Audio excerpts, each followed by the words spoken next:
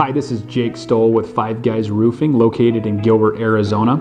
This is a project in Chandler, Arizona that we recently completed over a PGA Superstore. The existing roof system was experiencing leaks over the past few years, and we've done maintenance and repairs, but it got to the point where it needed to be taken and seal coated and restored. There's a lot of benefits seal coating and restoring a roof that we'll talk later about. Our crews went in and removed the ballasted rock system over the existing EPDM rubber membrane. Our crews then went in and power washed using power washers and whisper wheels to clean that existing surface and prepare it for a new roof coating.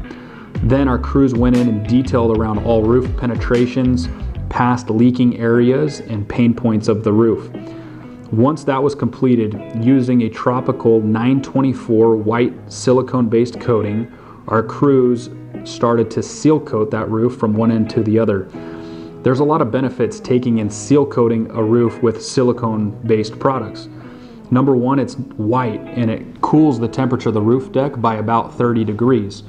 It also provides you with a seamless monolithic roof system and a 20-year manufacturer warranty and a 20-year no-leak warranty from Five Guys Roofing. Call Five Guys Roofing for all your roof maintenance and restoration needs.